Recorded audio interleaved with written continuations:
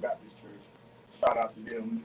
He's still pastoring. We just felt the compulsion and the pull towards pastoral ministry, but I didn't want to do it because I knew at that moment I wasn't ready to be a pastor, really. I hadn't had enough experience in ministry, and I just didn't have a pastor's heart. Okay. And so, but my pastor looked at me and says, one day, God is going to give you your church. You have that kind of gifting and calling. And it seemed like as soon as he said that to me, he spoke that over my life. Mm-hmm. I began to sense that there was a call to the pastoral ministry. Okay. And not just to ministry. I knew I was called to preach, sure, but there's a different call.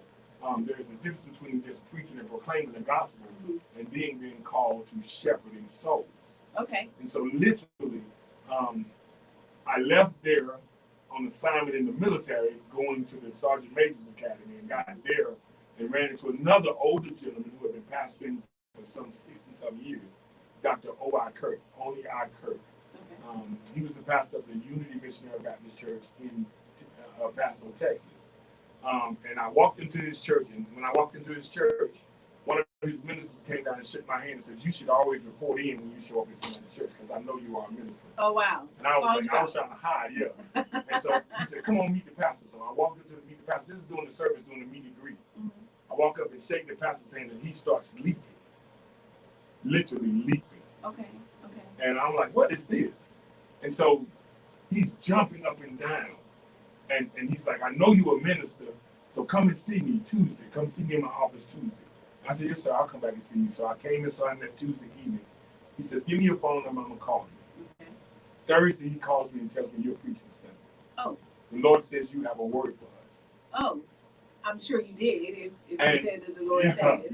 And so, we get to that Sunday, and that Sunday is my birthday. Oh, wow. Wow. And I forgot it. I didn't even realize it was my birthday until I stood up in the pulpit to preach. Okay. Because he told me at that point to introduce myself to the congregation. Okay. Because he said, "I don't know a lot about this preacher. I just know he's in the military. He came here, and the Lord just told me he has a word for us."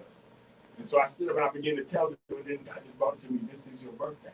And at that moment, God dropped in my spirit, "The only reason you were born is for this." To pastor. To preach and to pastor. Wow. When you stop preaching, you will die. Wow, Pastor Gilchrist, wow. You will preach till you die. You won't pastor till you die, but you will preach until you leave this earth.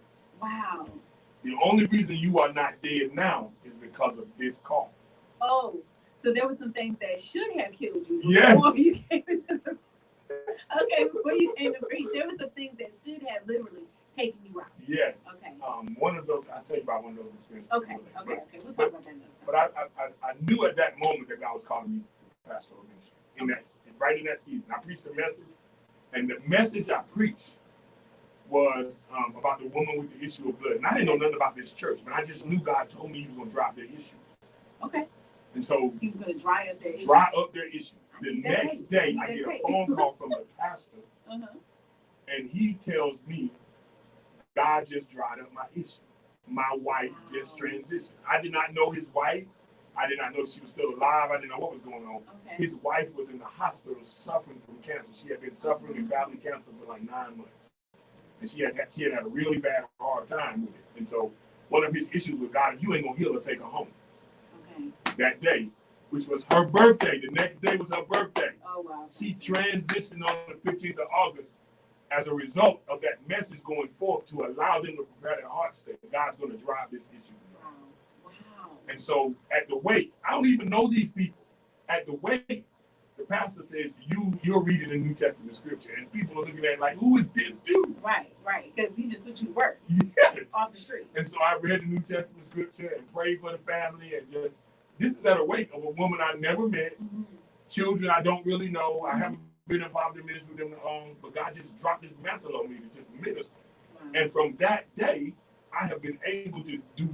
It's like there's a gifting in my life for ministry at funerals and homegoings. Okay. And I can do them for anybody. It's just a gift. If I can sit around a family for 10 or 15 minutes, I can literally preach somebody's funeral. Oh wow. So Pastor, you mentioned that when your pastor first told you that you had a calling and that you were going to go and pastor your own church, you weren't ready. I knew I wasn't ready. Okay, I knew I wasn't ready. okay. So I need to talk about this particular part because this is what we want to get to. Like your clergy, like you have an amazing mantle from God. There is this weight, there's this burden on your heart, yes, Pastor, to do what it is that God said. But there is this man part of you, right? That still has to do with all this stuff, of course. I mean, not just the physical, as far as man, like humankind, man, but man is in being a man and the temptations that befall men. So it's kind of the direction that we wanted to talk to you about tonight. So I really got to hear about this part that says that you weren't ready, you didn't have a pastor's heart, because I hear that as maybe the human part of you saying, I don't want to do this. Yeah. So I'll just share with you this. Whenever you really call the pastoral ministry, people become more important to you than even your opinions. That's good.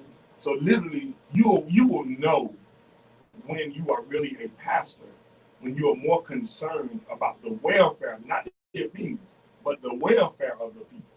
So your priority becomes more about how are the people doing? Yeah. What are the people doing? How is the ministry doing as a people?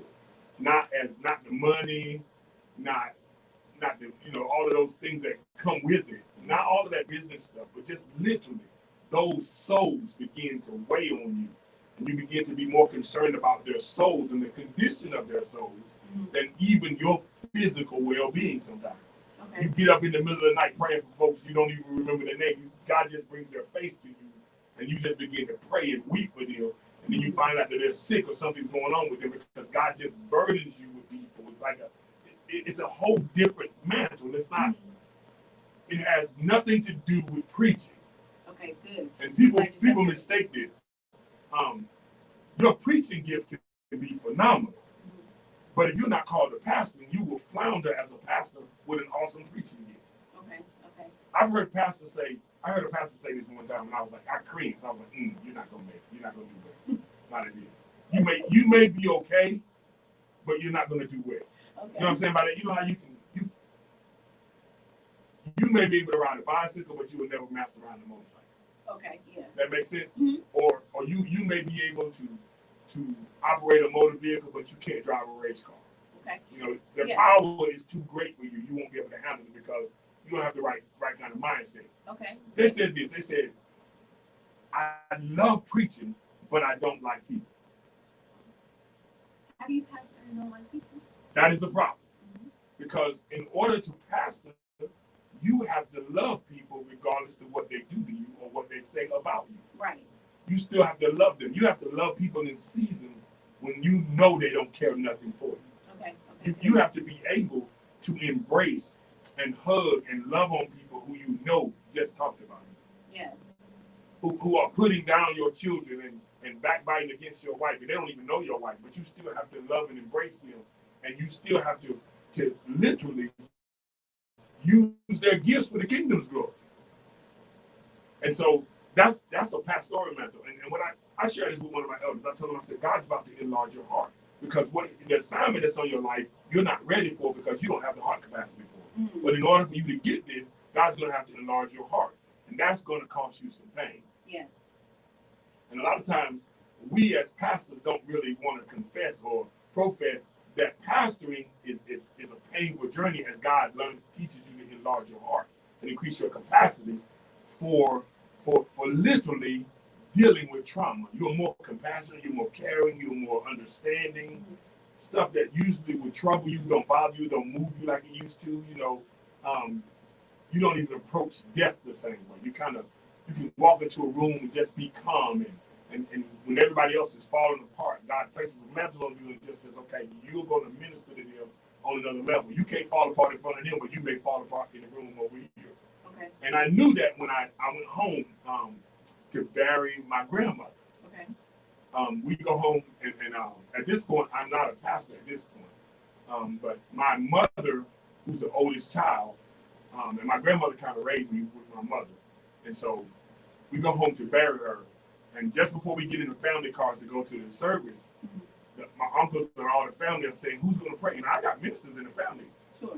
And my mother and one of my uncles looks at me and says, Rodney is going to pray. And my oldest uncle, who's now deceased, he died last year. He said, yeah, he's the pastor. He's the pastor. He's the pastor. Mama always said that Rodney was the pastor. Your grandmother. We're the singers, but he's the pastor. Okay, so your grandmother was the one that told everybody that you were the pastor. Yes. And so you had been hearing this for a while. Oh, I knew all this stuff. I knew it, kind of like, you know how you can hear your parents say, this is what God is calling you to? Mm-hmm. My grandmother spoke it into me years ago. She says, you're different. You're not like the rest of these kids. Mm-hmm. God has his hand on you. He's going to do some amazing things with you. It was prophesied to me today. The year I got married, I took my wife home for the very first time. When we went to a service at a holiness church, the preacher prophet comes out of the pulpit looking for us, and I'm ducking. I'm like, I got to hide. Okay. I know she's looking for me. And she comes and stands right in front of me and my wife, and she looks at us and says, God's going to use you to do some amazing things with couples and ministry. Now, wait a minute. I gotta go back to and we were sinners at this point. We were still in the world. We weren't saved at all. No, we're not saved at all at this point. But you knew she was coming for you. Yes. Look, as soon as she says, I got a word for somebody, my spirit went leap, and I was like, I should have just stood up and raised my hand and said, this nigga.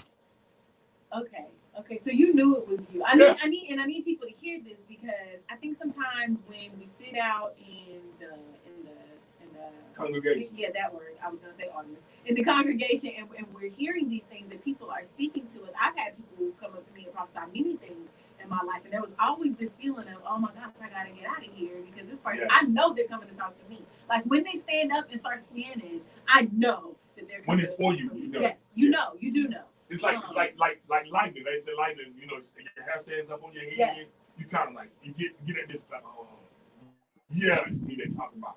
Okay. Yeah. Okay. So literally, she says this, and she listens. When she first stands in front of me, she says, your wife's a little nervous, but you're not. Why? And I said, because I know who you are, and I know what you're about to say. And she was like, wow. And I was like, I grew up in this. This is not new to me. And she spoke it, and she kept up with me for years. I think she checks in with my mother every now and then and says, that's awesome. How's the pastor prophet doing? And I'm like, I don't know about all that prophecy stuff, but okay, wait a minute, Pastor, hold on. That's what she calls me. The pastor prophet. And so you've accepted the pastor part, but you've rejected that prophet part. No, I do operate in that gift from time to time, but only when the unction hits, when God says, now speak. Okay. That's when I speak. Amen. Well, we thank you for telling us a little bit about that part, Pastor. And now that we know that particular part is a part of you.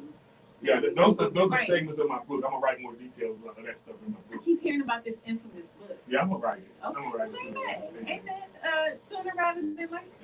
Amen. Those are good details and stuff that things that just happen that just set me on the path. Yes. To come to where I'm at. And then we get here to Colleen, and literally God just deals with me about there's a missing element in the church. Mm-hmm. There is no millennials in church. Yes, that's the truth. And so God began to deal with me and say, you're going to reach that audience. That's your congregation. Go get it. Mm-hmm. That's how the Living Christian Center came. I did research. I did church demographics. I did research on the actual population in Central Texas, all of Bell County. I took all the numbers, dissected them, and tried to figure out how we could reach certain segments. And I did all of that study long before I ever actually planted the church. So when you say millennials, you're talking about 80s babies and younger. Yeah, 80s and younger, really, yeah.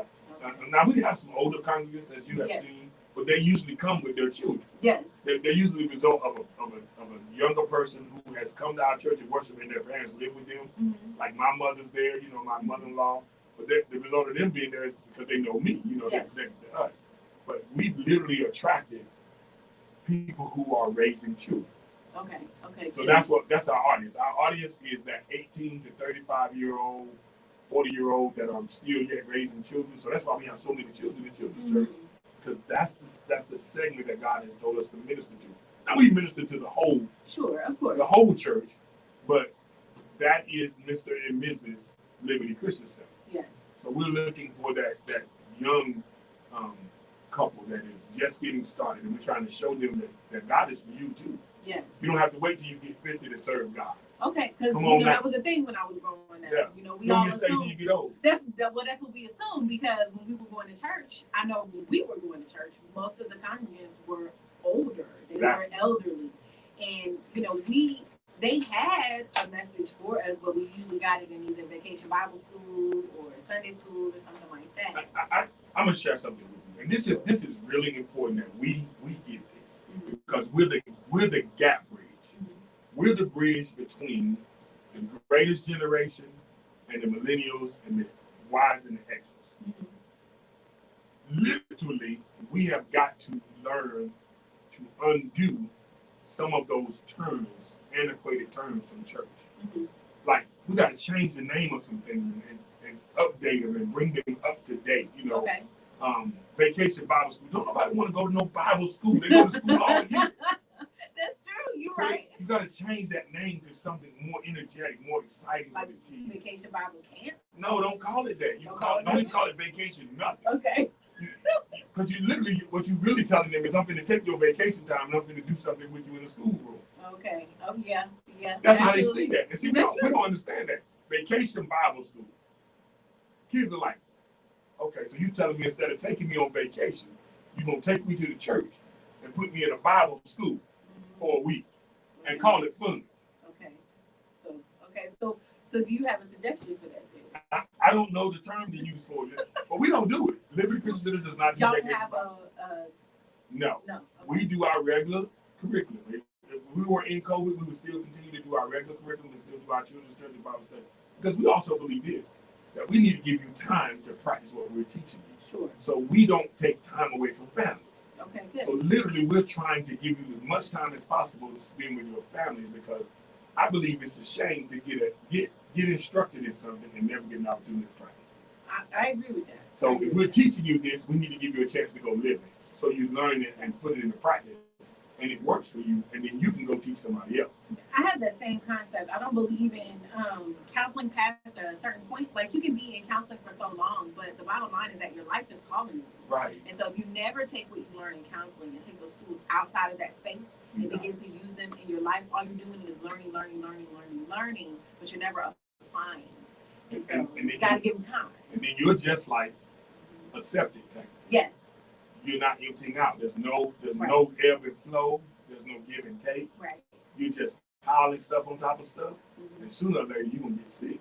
Yes, absolutely. And you can get sick of good stuff. You can. Anything that's not done in moderation, Pastor, can be bad for you. Even good things. Even good things. So, like, one of the things that I think that people struggle with that is, like, things when it comes to church and the body, and they're like, okay, well, you're telling me that I need more time at home, but I'm thinking I need to spend all of my time down at the church building. But there's still a life that has to be lived. Like, there is, and we call it in school, we call it lifestyle evangelism.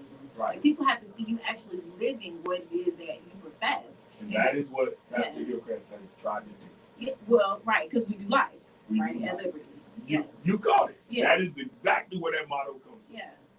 We don't just do church, but we really do life. So what has been more of a human struggle that you've had being here with Liberty Christian Center? Because I know you have not been in the same building for 2 years. I remember when you guys were downtown. Yeah. In the storefronts. Right. We were in the storefront. Right. And then we spent 7 years in that storefront. Right. We used to pack that place out. We had people standing on the walls. I remember. I wasn't at Liberty. I was a guest at Liberty. But anytime it came time to guest at Liberty, we were ready to go, because we knew, number one, not only was it going to be packed, but the music was going to be good, and that there was going to be something specific for you. Every time you come in the house, there's something specific for you, no matter where you're at in your walk. So we appreciate what you've cultivated at Liberty. But what were some of those human issues that you had to deal with? Just being a person, being a dude. One of the things that I don't like, and that as a person I struggle with. So as a pastor, it was like God had to deal with me with this. Okay. I don't like betrayal. Betrayal. And I don't like a lot of that. I don't like people to look me in the face, knowing that they're lying to me and telling me that they're doing one thing and doing another. Okay. I.e., if you are a minister at the Liberty Christian Center and you feel like God is calling you to pastor, come tell me so that I can help plant you. Sure. I don't want you sneaking around talking to my friends in the city and getting help from them to accomplish something that I could have helped you do. And then you come to me at the last moment and say, this is my last day here because I'm a pastor this and I'm going to do this. But you want me to endorse that. Right. Okay. And so that was my one of my biggest struggles. And then, you have, when they're betraying you, the betrayal like that, and then you got friends out who know that they get ready to do it, but they don't tell you either. Yeah. And so you like, who can I trust? Okay. So that's a bit now, Pastor. Now you're talking about a whole. You guys open a can of worms talking about that's just the pastors truth. and trust, because I know for a fact that there is maybe only a small space or segment that you all can actually be completely free inside of, right, to be able to speak the concerns of a pastor and of a man at the same time. There's not many spaces that are available for you to be able to do that without maybe injuring some people, right, who are not equipped to handle what you have to say. Exactly. So to have a set of friends that would betray you in that way, but they're also pastors, that kind of limits then the available segments for you to go and but to that just tells you who you're dealing with, yes, and what you're working with. So at that point, then you need to adjust people accordingly to where they're at. They're either acquaintances or friends. Okay. And then if they were friends and that happens, then they become acquaintances. And and you deal with them accordingly. You don't necessarily disrespect anybody or you don't disassociate. You just handle those relationships differently. So there's a lot of maturing then that has to take place from the time that you get the call. Oh yeah, you can grow up in this. Oh yeah. Okay, so right. So there's a lot of maturing that has to take place from the time that you get the call until the time that you no longer have to pastor. There has to be, in order for you to be able to handle the amount of people issues yes, that you have to deal with, because it's not just the spiritual issues that you're facing. Right. There's a lot of maturity and emotional things that I'm sure that you have to deal with. Some not so right stuff, from trying to get themselves together. Oh yeah, and then you always got to deal with this. You always got to remember that that they're just people. Okay. And so even though they may have a title, they're just people. Okay. Even though they may occupy an office in your ministry, they're still just people. But you got to deal with people, and you got to deal with people issues. Yeah. So when those issues arise, as a leader now, not just as a preacher, sure, as a leader, you have to step up and do what leaders do.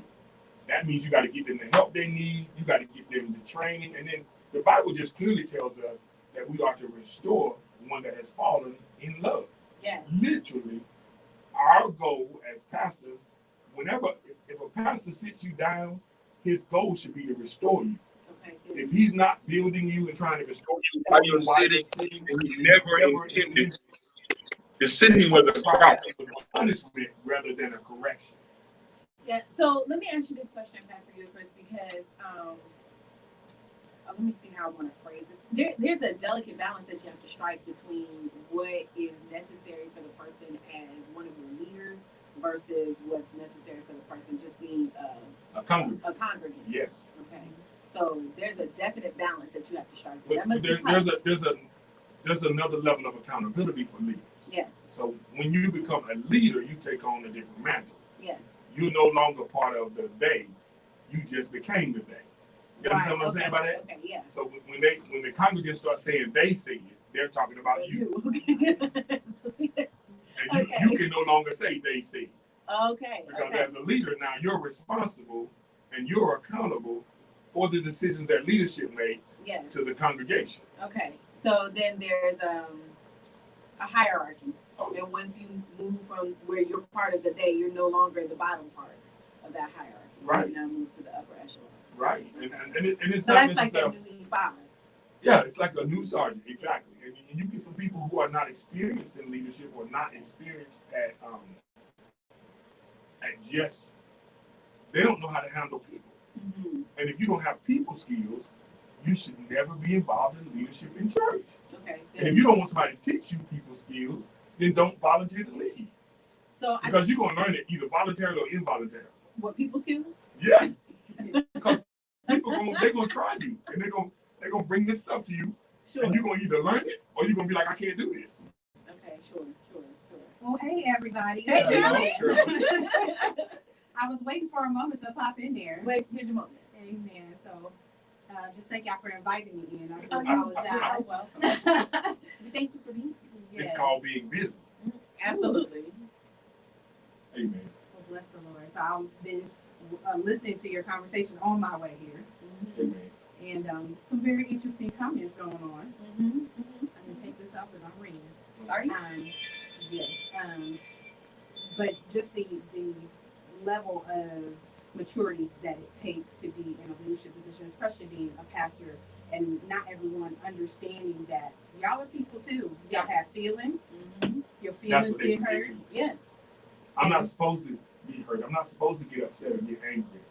I'm supposed to be one way all the time, happy and joyful. Yeah, and then that's the human side, but then they expect you to be super spiritual all the time too. Like Pastor can't go to the movies. If you go to the movies, everybody's looking at you like, why are you here? If you're going out to eat, you know. I'm here for the same reason you're here for. Right. I'm here to be entertained too. But then they don't want to sit next to you, or they don't want to. Because they want to do something that's out of character. That's out of character. Exactly. Right. Or then when you go to the restaurant and then all of a sudden people's tabletops start moving and stuff starts getting shuffled and you're like, wait a minute, I just walked in, right? Okay, but somebody had something other than seltzer at the table. I'm not moved by that stuff. I'm not moved by that. You know what I share with people too? What This do is you something share, that I Pastor? think all pastors need to share with congregations. God sees it. Right. So why would you hide it from me? Right. I think because I'm just another physicality. man. Why would you hide that from me when God sees it? Right. It's the physicality. I think Yeah. it's the actual. You're physically here with me. Like I know God is like this. This is how people talk. I know God is everywhere, but you here But right do you now. really know that? I don't think that they do. I don't Because think if that you they really do. did, then the stuff that would embarrass you with me Should should embarrass you with God. Yes. Absolutely. Yeah. That's just my opinion. No, I don't disagree with you, Pastor. I was telling my husband today. If I can't do it in front of God, I wouldn't do it in front of my bishop. I don't think that people really have. I don't want to say it like this because I don't want to offend anybody. So if I do offend somebody, you can hit me on Facebook, okay, and I'll address it. But I don't think that we as believers, I'm going to say we because I was once part of this. I don't think that we as believers really understand the magnitude of what it means to say that the creator of the universe is your God. I don't think that really people understand that concept. I don't think people understand the concept of the fact that when God is everywhere, like God is literally everywhere. They have a casual approach to God. Yes. It's very casual, very cavalier. Yes. It's carefree, like they live. Yes. And they don't want to be accountable to nobody or nothing. No, they don't. So, and that's another struggle. The accountability piece? Yes, as a pastor, you're still accountable. I'm accountable to my congregation, and I'm accountable to my bishop. So can you talk a little bit about that piece, Pastor? Because there's a lot of ministers who feel as if they don't have to be accountable to anybody. There's a lot of pastors who are non-denominational that don't have this covering or anyone over them that say that they're accountable only to God. Like, can you explain some of this concept of accountability, pastor-wise? There are two kinds of monsters. Oh, boy. Monsters. There's a monster that has two heads. Yes. That's a deformed monster. Yes. And then there's a monster with no head, Yes. with no leadership. Yes. That's a lost monster. A lost monster. Okay. Okay, let me explain to you. Yeah. Okay. I think I got it. I'm chewing. So literally, if you have no head, then you have no direction. Yes. You get no instructions. Okay. You are not being taught. And all of us, regardless of what positions or what offices we may hold in the church, need to be continuously instructed and trained and taught. Okay, good. And I know the Holy Spirit is our ultimate teacher, Yes. but there are others that God has assigned and placed in positions and authority with rulership over tens of thousands and hundreds of thousands that are capable of training us who are responsible for the hundreds. Okay, good. Does this make sense? It makes perfect sense. So literally, every platoon leader needs a brigade level commander. Everyone. Every brigade level commander needs a corps level officer who can instruct and train and show them things. You cannot get better if you refuse to come and submit yourself under authority. Okay, good. So So this literally is there are about growth. churches that are stuck Mhm. because they refuse to be taught anything by somebody who's doing it better than them. So this is about growth then. It's not just about growth. It's Okay. about, it can't be about growth because it can be about your spiritual growth as an individual and your church's growth as you lead them. Mhm. The church can't go no further than you go. That's Good. true. You can never outgrow your head or Right. you will look deformed. Right.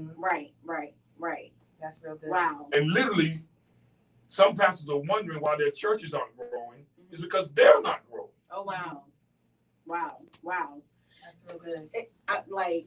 I'm gonna be quiet right here, Shirley. Don't be quiet. I have to because I'm chewing on this picture of the body trying to outgrow the head. Like if you look at like a person, and when you see like a person with a small head, but their body is huge, like you're looking at them like, oh, what's wrong with you? Like we need to get you some assistance. Like, Yes. do you know? Something's wrong. Do you know that this looks like this? Like Yes. there's an issue here. And so you want to help that person. And then when the head is really huge, but there's no body. I'll give you an example of a big head and a little body. Okay. When you have a world-renowned preacher Mm-hmm. who is a pastor, and he is preaching on everything. He's on Word Network. He's everywhere. Just preaching up a storm. Word is on fire. He's just a phenomenal preacher. Yes. And you go to his church, and it's a storefront. Right. Then literally, he's operating in a preacher's gift. He's an evangelist. He's not a pastor. Got it. You see it? So he's using that he's using his preaching gift, and that's really God is blessing that. Yes. But he's having a hard time pastoring because he may not be called to pastor. He may be called to evangelist. Okay, good. But in our culture, in African American tradition, we don't respect evangelists like we do pastors. That was the next concept I was going to discuss with you. When really we should respect evangelists maybe more, because they're the ones going out winning the souls and then pointing them to churches. So literally, we need to look at how in the African American societal structure, how we respect pastors over every other office. You know, we pastors and bishops, we look up to them, but every other gift in the church, we kind of dismiss, or we don't really honor them as they should be. What do you think that's because of, Pastor? If you could just take a guess. Because it's just like anything else, you know, we always want to be the top, and they see the pastor and the bishops as the top. Okay, so You know, they so- have so don't respect for what's at the top. Yeah, don't nobody want to go out here and do the work. Okay, but Everybody want to be boss. Got you. Okay, too many chiefs. I'm ready to do the work. Right. The other work. And But- so then that probably means that we're not called to the work. That probably means that we're called to the place that we don't want to be. But no, not necessarily because you got to understand this. At some point, you have to accept that that's just your call. See, okay, I don't want to get ahead of God in nothing. Sure. Right. But I've been told, and people have prophesied to me, you're gonna be this and you're gonna be that, and I look at them and say, when God says something, Yes. and they be like, God ain't told you that, and I'd be like, what God has told me is not what you told me. Okay. At least not in the way you were saying it. And then they look at you and be like, what? It ain't time. And I'm never going to get ahead of God. Because everybody want to make you the next bishop. Everybody want to make you the next Just like David. apostle, the David next was whatever. king. Yeah. He was anointed king, but it wasn't his time. He was still king. He was still the king, but it wasn't his time So to you come may forward. still be that, but you're not God's timing. right. In God's time. And so that's a human error, a human failing. I think that we have to kind of. That goes reject back people. to what you just said about Yeah. the frailties of the man. Yeah. If you're not secure enough in who you are as just a man, people will push you and puff you up and Yeah. blow your head up Yeah. and have you out here on this hilltop Right. shooting darts at you all day Wow. because you're floundering Wow. and messing up all kind of stuff. And they wonder, how did he get up there? Well, you put him up there. Right. And they weren't, because I know there's women pastors too. Right. They did not have sound mind enough to say no. Right. Because they were Because feeding their ego. Right. And not understanding that you need to let your spirit man develop and cultivate to the point that you can just rise to that occasion when God lifts you, not when people push you. So not only your spirit man, from what I'm hearing from you earlier, but there's this emotional maturity that you have to have as part of these title positions to be able to handle the many issues of people. It takes 20 years to grow a sergeant major. Yes. Now, there are exceptions to that rule. There are some younger people who just excel at soldiering and they will get promoted earlier. But for the most part, you cannot get somebody who has the knowledge of the military who does not have at least 20 years worth of experience. Wow. So literally, my bishop has a rule. You cannot be a bishop if you don't have 12 years of pastoral experience. Wow. You cannot be a bishop if you don't have at least 12 pastors and churches underneath you or don't have a region underneath you.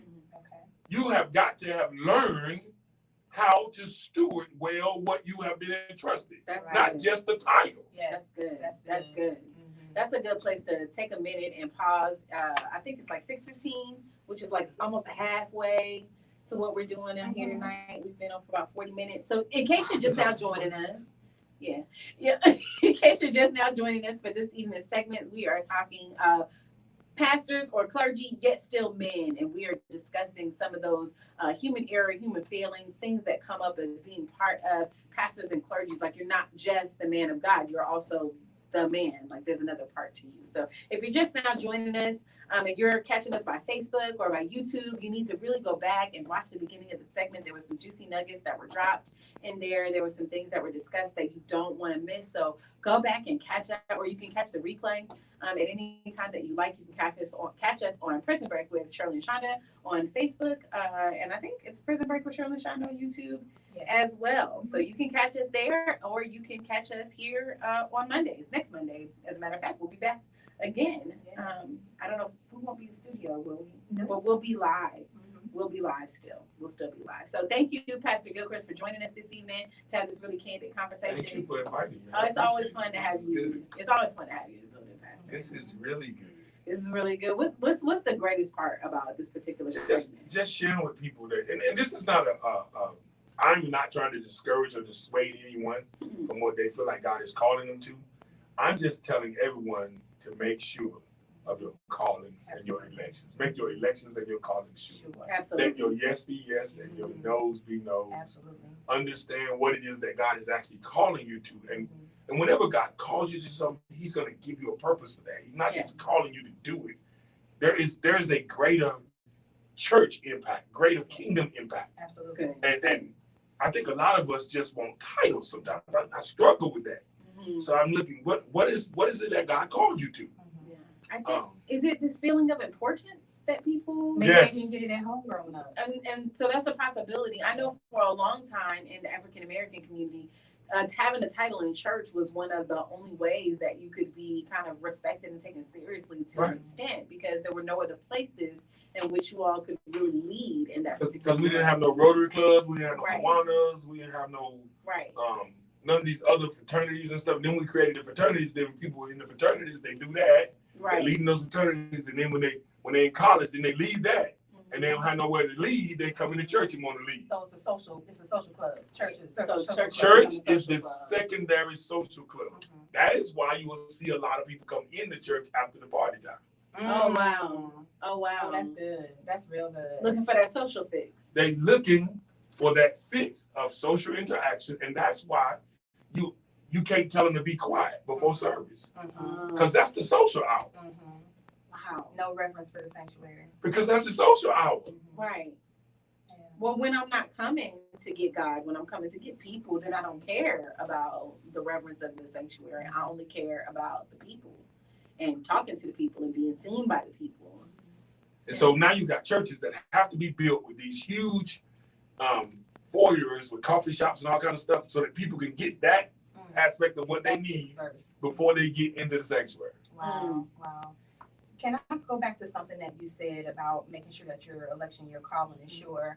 Because sometimes people are called by God, but then when they get in that position, then they forget who called them and they allow themselves to get out of position.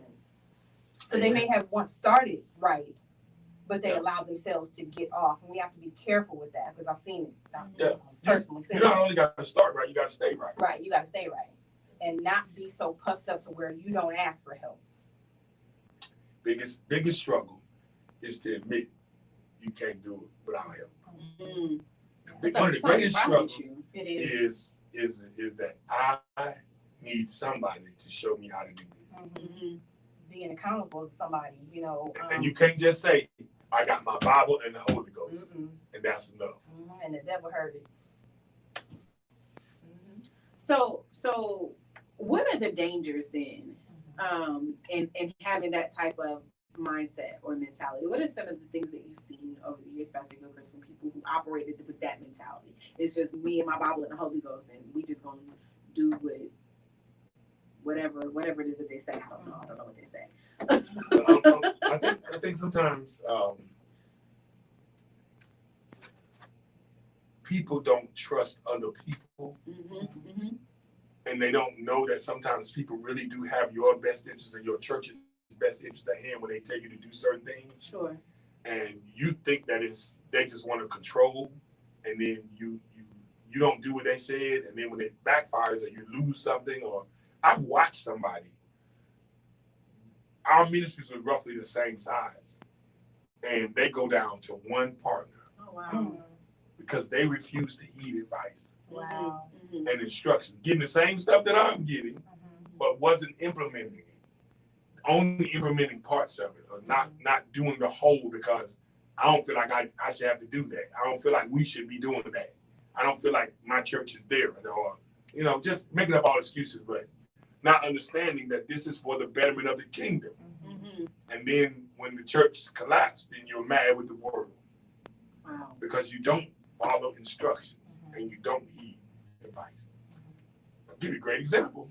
When this COVID stuff broke, we were ready. Right. Because I had pushed us to become technologically savvy. Sure. I had literally kicking and screaming, boy, fighting me all the way. We're going to be on the internet. We're going to be streaming. We was on 8th Street streaming. People were like, why are you streaming? Why are you streaming out that little storefront church? I said, because it won't be a storefront forever. And we need to practice over here what we're going to do when we get in the bigger location. And so what we did is we literally modeled what we were going to do in a bigger place over there. So everything that you see in Liberty was over there on a smaller scale.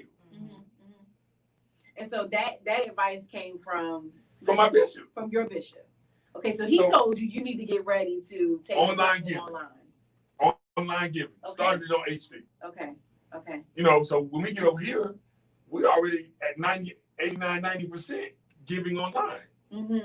If we take up a huge offering in the basket, something's off. So I lost my question I had for you. It was really good too. But that's an example of going, listening and paying attention to the signs of the time. Yeah. The signs are, you better be able to take your ministry and translate it into the digital format and do everything you could do in that building online. Can you do that? If you can't do that, then you need to be working towards that. Have you ever been in a space where your bishop or one of your persons who had authority over you told you to do something and you felt like, well, I don't feel like God is calling me to go do that. I need to go pray, or where you didn't necessarily agree with what they were calling you to? No. Okay, good. Can you talk to me about that? Because that's unusual. Because I've always been a person who understands authority. And I've always respected the person in authority. So if you tell me to do it, God must have said something to you. And while I'm doing it, he's going to reveal it to me.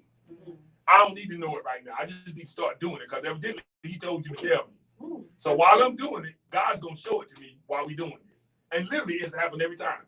While I was in the process of carrying it out, God started revealing to me, this is why he told you that. Good. Yeah, I've seen you beaming over here. Yeah, we're waiting on your comment. No, I've got to find it, because I heard a song this morning while I was on my walk. And man, y'all keep on talking. I'm gonna find. So have you ever done it and it didn't turn out well? Have you ever been over it didn't turn out as well as I would have hoped it did. Okay. But it still worked out. Okay. So I'll give you a great example. My bishop pastors a church with 19,000 people. That's a lot of people. Everything he doing, I can't do. Right. So what stuff he might recommend, or he might say, you need to be doing this. And I'll say, okay, we can do this way. Because I've got to take that, interpret it, and put it in a format that it will fit Liberty. Sure. Or I will destroy Liberty trying to be mega when God ain't called us there yet. Yes. So literally, I've learned how to, instead of swallowing the whole thing, I'll take bites of it and literally implement that piece and then implement this piece and work through some things. And when he comes, he's like, wow, you're doing everything right. And I'm like, I'm just doing what you showed me. Okay. And literally, I heard this today. I was listening to Keon Henderson today. And he said, every time God brings you into a space with a leader who is greater than you and operating in an authority on a level higher than you, he is showing you who you will be. The only reason God allows you to be in their company and in their presence is he's showing you in some aspect, not all of it, but in some aspect, you. It may not be the huge ministry. It may not be, but it's something about that person or about that ministry that you're going to be like. And God is showing it to you. So you need to be awake and paying attention and trying to just understand and discern what it is that God is showing you with that connection, with that anointing. Good. So go ahead, Shirley. I'll let you take this next piece. All of that brings me back to what I heard this morning on my walk. And the song, some of the lyrics, because I actually transitioned off of that song right after I heard this piece, and I was like, wait a minute, what did I just hear? So I went back to it. It said, when I trust you, I don't need to understand. That's good. And so I think that that's the thing that people have problems with. And that's where pastors have to get. They got to do that with themselves and their leaders, so that their congregants can see them trusting their leader like that, so they'll trust them like that. Right. Because there's some things I can say to the church that they may not get readily, they may not understand it, but I need them sometimes to just execute. Don't try to figure this out. Just do this right now. We don't have time to have this discord. This needs to be done. Right. And we can talk about this later. But unless they trust the voice, unless I have proven myself to be faithful and consistent enough for them to trust the voice, they won't execute without questions. Right. It's when they have seen me faithful, when they have seen me consistently, whatever I tell them comes to pass. This is what happens. This is how it's going to go down. We need to have done this. When they get that, when you have a record of consistently sharing with them the word of God and it coming to pass, and they're looking at you like, this joker's on it. So when you say something and they don't understand you, they're like, but he been on it. So let's execute. So that's what with us and God. First and foremost. Yes. When we trust God, we don't need to understand what he's trying to give us in no instructions. Just do what he said. That's good. Obedience is so much better than sacrifice. We don't understand how much that small little sentence in the Bible means. Obedience is better than sacrifice. So it's the same thing when we trust in God, or when we trust in our partner, when we trust in anybody, when we trust our boss. We don't need to know, we don't need to understand everything, just execute. Okay, this is a good example. Ron tells us to do A, B, C, and D in the studio. Yes. We don't need to understand how that works. No. Ron knows how it works. Right. But I don't need to know that. I just need those steps. Right. That's it. If I do what you told me to do, I'll get the results desired. Yes. Yeah, that's it. That's all you need to know.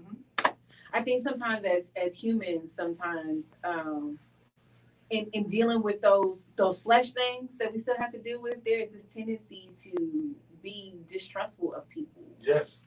Almost immediately. Like it's almost ingrained. Like you have to come into a place not trusting people in order to be able to get along for yourself. Our default setting now is distrust. Yeah.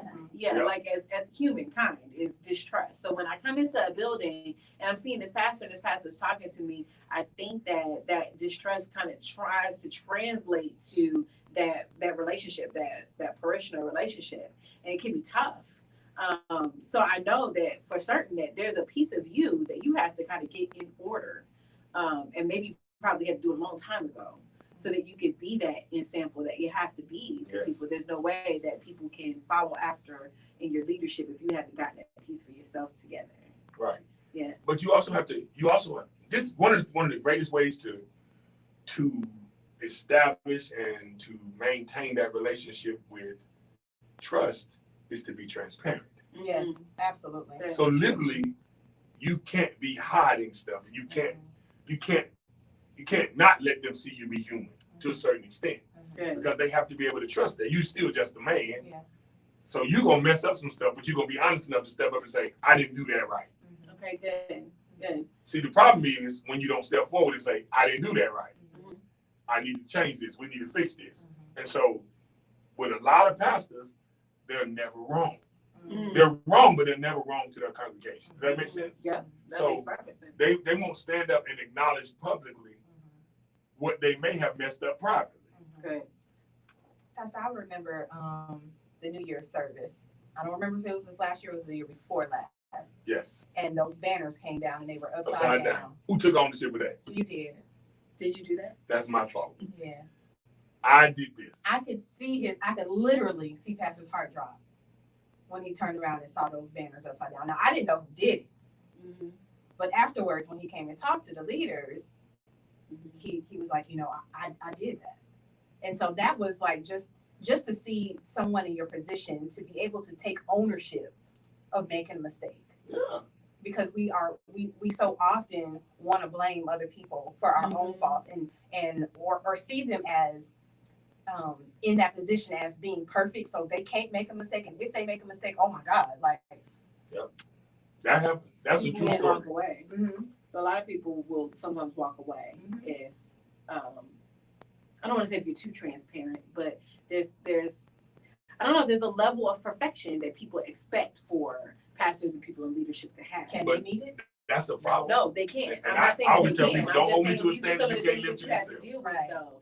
As a pastor, like, these are some of the things you have to deal with. Like, they can be out here running around and doing whatever it is that they want to do, but they expect for you to be perfect and to be upright and to be holy and to be all of these things. And if they see those failings a lot of times, if they see that humanity, a lot of times people will judge it first before they even think to themselves, well, maybe he needs prayer, or maybe he's just a person, or maybe he needs stuff to. Hey, Pastor, you okay? Look a little off. Right. Thought I saw you somewhere the other day. Was you there? Was that you? Yep. You know, and then like just kind of talking with you. Yeah. That's building Versus- trust though first. You got to have that rapport. See, that's Whomever, that relationship. No, agreed. Yeah. Agreed. Wow. So what I think I'm hearing is, Pastor, that there's more to what God talks about in the Word. So in 1 Timothy, he gives you just a great example of what it is that you're supposed to be. And the scripture says that an overseer must be above reproach, the husband of one wife, sober-minded, self-controlled, respectable, hospitable, able to teach. What else does it say he's supposed to be? Not a drunkard, not violent, gentle, quarrelsome, not a lover of money. You have to manage your household well with all dignity. What else does it say? You can't be a recent convert. You can't be puffed up with conceit. You can't fall into the condemnation of the devil. You have to be well thought of by outsiders so that you don't fall into disgrace, right? Woo. Yeah, that's good stuff, ain't it?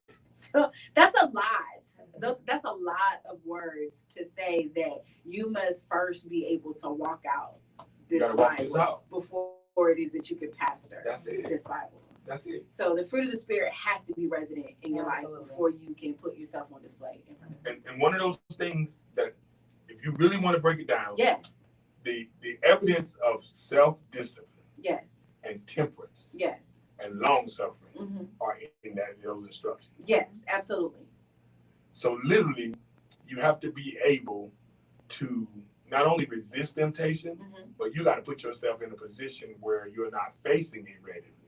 Okay, Mhm. So you have to avoid certain situations. Yes. Good, because we were gonna get to that Yes. eventually. I wanted to give you time. Oh to yeah, I talk can deal about with that. You know, I can deal with that for real, for real. No, I know you can, but I gotta get the folks ready. The folks don't always be ready, Pastor. We gotta prep them before we walk into that conversation about pastors being tempted, because I don't know. I'm sure at this point in time that they know, with all of these young pastors that have come out that have had the dirty laundry aired in ways that they didn't intend, who have shown to have been fathers of children that are not belonging to their wives. Right. Like, I'm sure that they understand that temptation is huge Yes. for pastors. But you know why, right? You do know why. I do know why. If you could enlighten Okay. the people. 3 things get you in trouble Yes. as a pastor: Yes. power, Mm-hmm. money, And, and sex. and sex. Yes. Yep. PMS. Yes. Okay, so power is attractive. Yes. So I always tell pastors, it is not you. You are not that fine. Your preaching ain't all that. it's the power of the position and the prestige which you operate in That anointing. that is drawing and attracting this attention. Yes. These little girls are attracted to the power, Yes. and they are going to come after the anointing. Yes. They're not after you. Right. Good. Good. Good. The enemy is using them Mhm. to distract you and then to dissuade and discourage you Yes. after you fall. Yes. So be very careful. And I tell people all the time, I practice this to a hilt. I am never alone with a woman that ain't my wife. Yes. So even while we were in this room alone, Yes. that camera was rolling. The camera was rolling. Right. Yes. I And being watched never- by everybody. That's right. I will never walk into a place where I am talking to a woman that is not caring Yes. by myself. Yes. Because not because of what I might say, Sure. but because sometimes of what they might say. Right. Sure. Right. I'll give you a real life example. This happened to me. I had preached a sermon at the church I got licensed at. Mhm. This lady, old lady, walked up to me and kissed me smack in the mouth. Oh wow. Wow. Wow. Wow. This is an old lady. I ain't talking about no young lady. I'm talking about a 90-year-old woman. Wow. She was She forward. kissed me smack in the mouth, and she says, Wow. she looked at my wife and told my wife was standing right next to me, if I was 20 years younger, I would take this boy from you. Wow. Now that's a bold demon. Well, right shame on there. you, mother. That's a bold demon.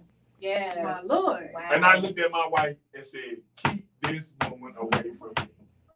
She's 90 years old, Wow. and she's still talking about taking somebody else's name. Wow. That's a bold demon. Yes, It is. So now at that point, I know she had done it before. Wow. Yes. Oh, Obviously, my goodness. because she felt comfortable and familiar enough to be able to say it without caring who was around. And I think she felt because of her age. That I There would wasn't say nobody that. gonna check her.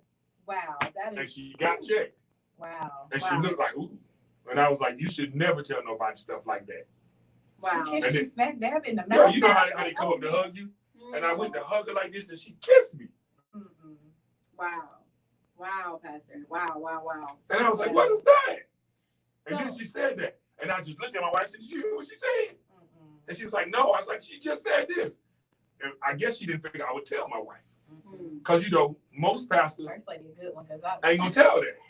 Oh, no, my wife, she I'm don't just worry about all that stuff. I mean, I'm just joking, but still. and also too, like, what are you supposed to do about that? Because you're still the first lady, right? Like, She and wasn't so- the first lady at that point, so Well, she okay. could have actually went off. She could have, but if you're the first lady, even though the first lady is not a titled position, it's an honored position, Mhm. and so Supposed to be. there's still a way in which you're supposed to entreat the people, Mhm. Yeah. right? So there's some things that you can't say in the same way that there's some things, Pastor, that you can't say. There has to be a more excellent way. But see, this is one of the things that I've learned to combat this with. And Okay. I've been successful thus far with saying from the pulpit constantly, I affirm my wife.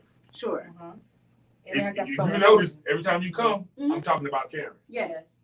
Yes. I don't care who get mad about it. Right. Why you always got to talk about his wife? Because I don't want you to think you got a shot. Right. Okay, right. good. Because I don't want you to think that my eyes are on nobody else but this one. Uh-huh. Okay. So there's barriers, boundaries that Oh, you yeah. have put Already in established. place. Clearly. So you're not alone with women. Right. Okay.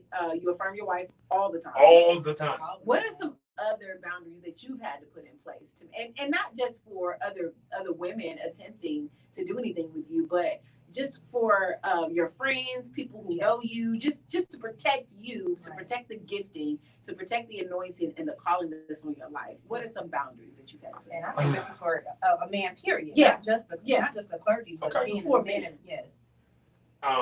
I've just literally decided that there are certain things and certain activities I just want to be around. Sure. So I don't condone or I don't endorse. I just avoid. Mm-hmm. So literally, if I came to your house and you were having a barbecue and they were drinking, I would leave. Mhm. I'm not condoning it and I'm not endorsing it. I'm just not going to be in that setting where it's taking place. So I'm going to leave. Right. You're saying you don't agree by walking out. Right. But Right. that's your house. That's your You house. do what you want to in your house. Mm-hmm. I don't, I just put in, and people know this. There's two things that you can do with Gilchrist that are causing the flip. Mm-hmm. And they're the only two things, basically. Don't bother Karen Mm-hmm. and don't bother Tanisha or Jonathan. Those are your children. Yeah, don't. Whatever you talk about me, it's cool. I'm the pastor. You're supposed to talk about me. I get it. Got it. But they weren't called to this. leave them alone. Okay. They're innocent. Mhm. So if you have a problem with something with the Gilchrist, it's with me. Okay. Deal with me. And I've made sure that that's understood. That's a boundary. Okay. Don't cross that one. If you cross that one, you're going to see this man. You see Rodney, not Pastor Gilchrist. No, Pastor Gilchrist ain't going to show up that day. Pastor Gilchrist ain't gonna show up. Sorry, Major Gilchrist ain't gonna show up. You go get Rodney. Gil going to show up. Gil, Gil. okay. And he is Wow. worse than Rodney. Okay, Wow. all right, okay. So Gil must be the street man from what's it called? What did they call the thing? The Briars of North Carolina. What they call them? The Briar Patch. Yeah, Last night. the broad branch. Yeah, Yeah. I know. There's just some things I just those are boundaries. That's a Okay. boundary. Don't do that. They're just I just really respect other people. Mhm. So respect me. Sure. Don't disrespect me. You can have all the problems you got, but don't disrespect me. Okay, good. So that's a boundary. Because I'm not gonna disrespect you as a man. I'm not gonna disrespect you as a woman. I'm gonna always respect that. So we're gonna maintain that boundary. Okay. There are certain other things that I just, like, okay, I'm not big on profanity. Mhm. So if you start cussing too much, I'm gone. I ain't gonna be standing around that either. Those are boundaries. This is personal stuff. Sure, absolutely. I just established this is a line. I ain't got to put up with that. I can do something else. Mhm. Those kind of things. What else? I don't know anything else that I'd say that are just strict boundaries that I just. Yeah, that's a good question. But those things, that wife thing ain't no joke. Yeah, that Well, I get hot just thinking about it. Yeah, I bet. My husband has had to do that too. And he's not a pastor, but when he gets ready to go on like his business trips and things like that, he's making sure that he is bunking in a room with a male, right? Like he's not in a room by himself for the most part. He is with another man. There's accountability. He's traveling with those men. There are several women that are a part of his team, but there are older women who have established relationships with me. Like I know them, they know me. We talk. I can trust them around my husband. I can trust them, to not only to be available to him, but to pray for him if necessary. There are women that will lay hands with him, and not only that, but they will block other women. Amen. Right? And that's good. Yeah, that are attempting to, because I don't know about other men. I don't know how men do other men, but I know that these other women, they don't play when it comes to my husband and other women. But when you have real friends, Yeah. and they're believers, Yeah. they do that. Yes. Literally, we had a discussion with our men at Liberty about how to help another brother. Sure. And literally, we talk about, when you go to Walmart or something, if you need to call a brother or something, call somebody. Sure. If you know that there's temptation in there for you, you saw something in there you looked at twice, go away. Sure. Leave. And if you feel like you can't leave, just call somebody. And so literally 911, that's one of our things. If a brother says 911, that means he's in trouble. He feels like he's being tempted. So at that point, we start praying. Wow. So we literally understand that we are in a battle. Mm-hmm. And that this world is the battlefield. It's constantly going on. So we got to protect our minds, and we got to protect our hearts. We got to guard our hearts, and we got to make sure that we don't allow anything that is not of God to penetrate those areas, because it will cause you to fall. So when you say anything not of God, Pastor, can you give us some examples that don't include the normal? So the normal are like drinking, drugs, stuff like that. Give us some other things that you feel like can penetrate that people are not readily aware of. But once it does penetrate, it's a slippery slope. Okay, I'll tell you this. Some of these shows are sending subtle messages. Like TV? Yes, absolutely. Very much TV, so. movies? Yeah. Okay. You can find yourself getting hooked on shows, and they're feeding you the voice. Yes. And you wonder why you fight with your spouse. If everybody on the show getting divorced and marrying the next person, and you still watching it, you're feeding yourself this image that the grass is greener. Good. So be careful what you allow into your ear gate and your eye gate. Absolutely. And sometimes you think it's just entertainment. Yes. And it's not. It's transforming your mind. That's So good. you got to ask yourself, am I getting more of this than I am the word? That's good. Whatever you feed the most is going to be the strongest. So literally, if you watch TV 12, 13 hours a day, and you don't read your word 14 hours a day, then what's going to be stronger? Yeah, the TV. That temptation from that television. Yeah, that's So good. you got to be careful with that. The other thing is just really, really pay attention to not only the TV, but your social interactions on that Facebook stuff. Yeah. People slip stuff in your All the inbox and do different things and trying to see if they can tempt you with it and stuff. I tell people no is the most powerful word in the English language. The way to say no on Facebook is delete and block. Yes. And I'll tell you, some of your family members you're gonna have to block. Yes, absolutely. Some of your close associates you're gonna have to block. Because I won't call them friends because they know you're trying to live right and they still keep trying to tempt you with this mess.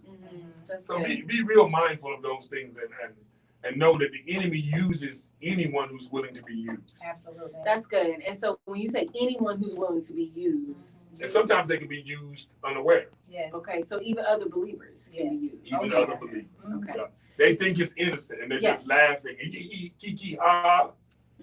Danger. Good. The reason why I wanted to ask that is because I think that there is a misconception among the people about what it means to really live this life, right? Sanctified. Right. And Set apart.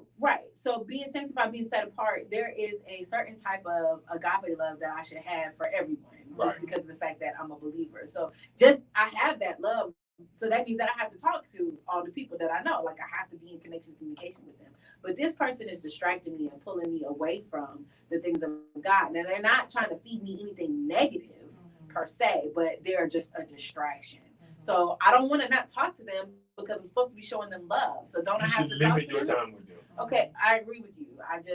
The reason why I'm asking this question is because I just had this question today. And before this question, I've had this same question almost consistently for like the past month and a half or whatever.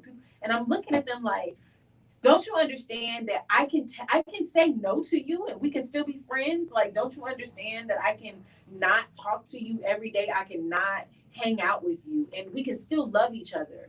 But just because you and I are not traveling in the same direction, I cannot spend more time with you than what it is that I'm doing with some of these things for the direction that I'm going. Right. We're going in opposite directions. Yeah. Amen. So I can say no and we can still love each other. But I think that as believers, there's come somewhere that says, well, I have to always be in connection and fellowship with you. If I have agape love for you, I can never tell you no, or I can't not talk to you. So I just want to clear that up. I think that we got to come to the point that, okay, I love you, but I've got to love God and love myself to the extent that I know you are detrimental to me. Yes. And if you're not enhancing my walk, you're taking from my walk. Yes. And sometimes I think people don't really want to look people who they care for so dearly in the face and say, you're not helping me. Yes. Yes. You are a distraction. Yes.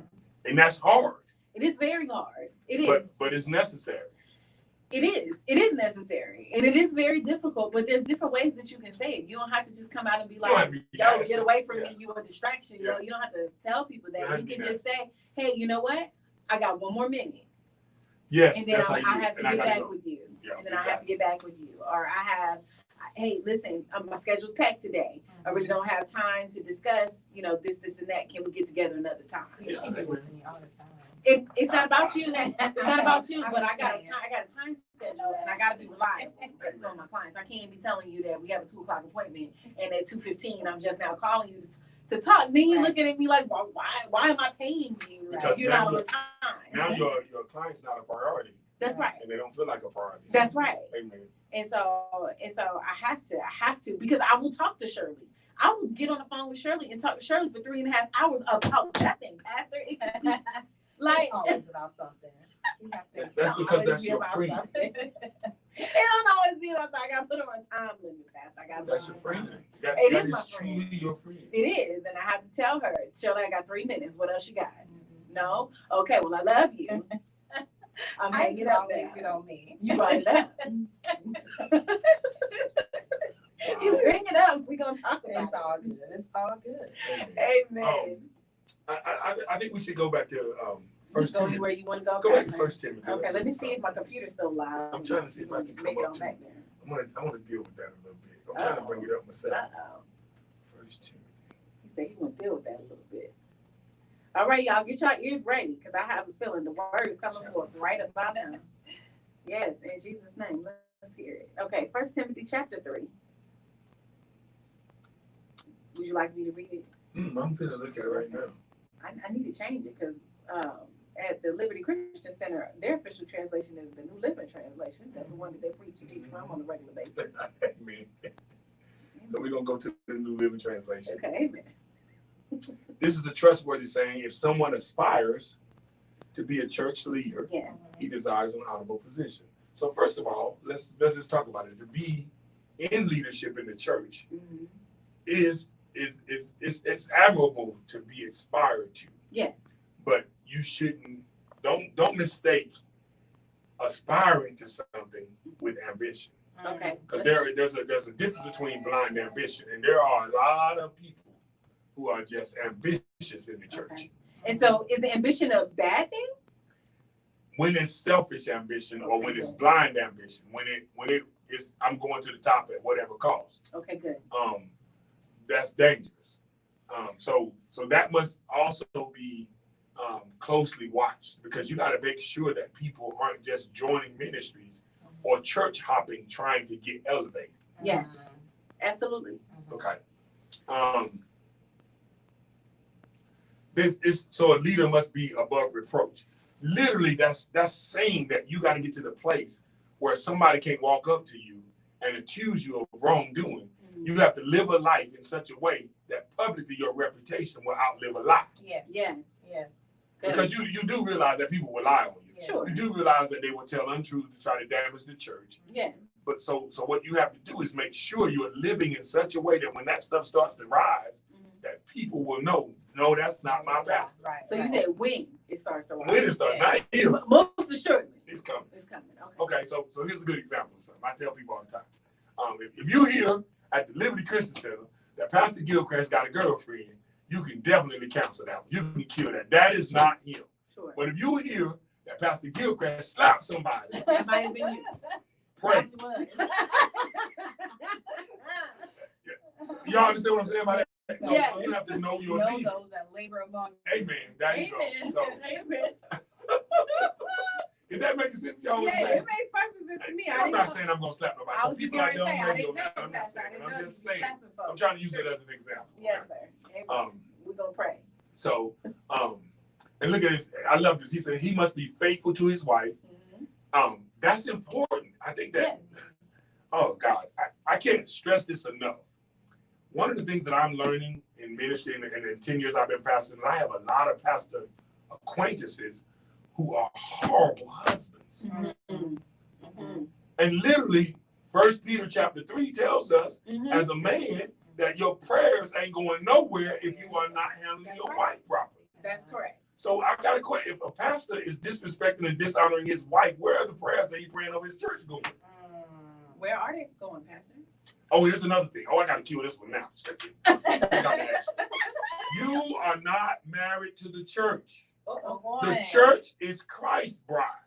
If you are married to your church, you are an adulterer, and you are a fornicator, and you are straight up wrong. How can you be sleeping with another man's wife? Come on. Stop spending all this time with the church and go home. Well, Yes. well, And in Jesus' name. I didn't say it didn't need to be said. I didn't know it was coming out tonight. I told So you. many pastors are having problems at home because they spending time with another man's wife. Okay. Too much time with another man's wife. We just talked about this. Yes, we did. I don't want to be alone with another man's wife.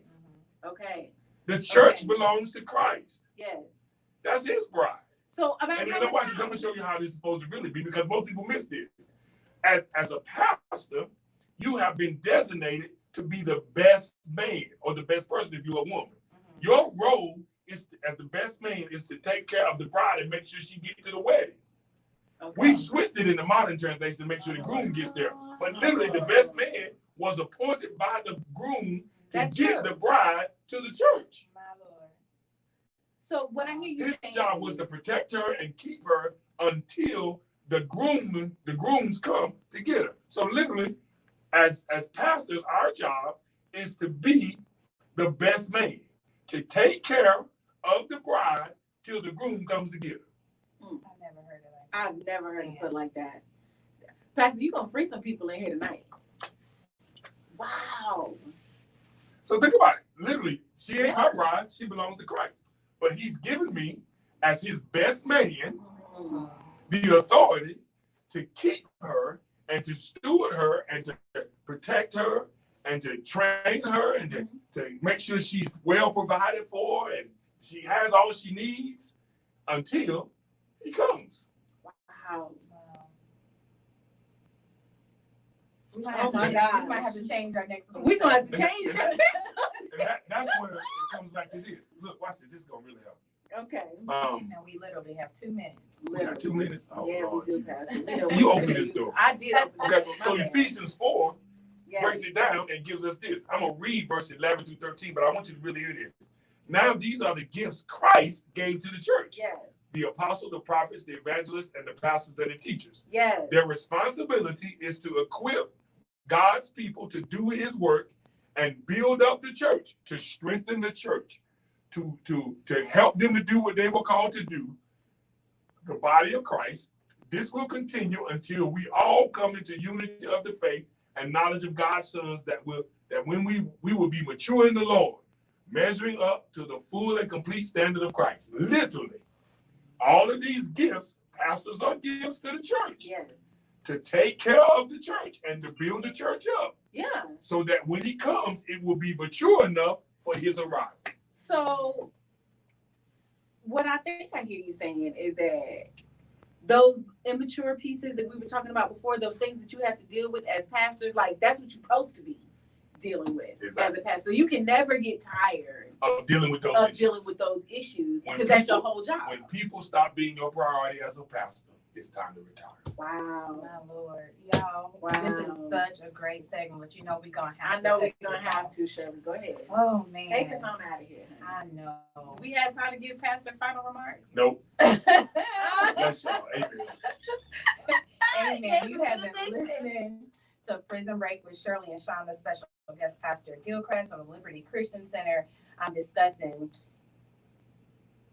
being clergy, but yet men. Next week, y'all, we were supposed to have this other topic that would kind of segue into it, talking about pastors' wives. Pastors' wives, what it means to support the man of God. But we that's tentative, y'all. Yeah. We might have to bring Yeah. him back. I mean, you can do it from home. We're gonna have to record. record this one, Pastor. Okay. Yeah. But I think we might If have I'm to come if I'm back. able to do it, I'll do it. Amen. I got to talk to y'all offline. Okay, Amen. absolutely. So y'all have been listening to Prison Break with Shirley and Shonda. Make sure that you keep your dials locked on 98.5 KRGN. The next voices you're going to hear are none other than Marriage Monday with the Kings. All right, y'all be blessed.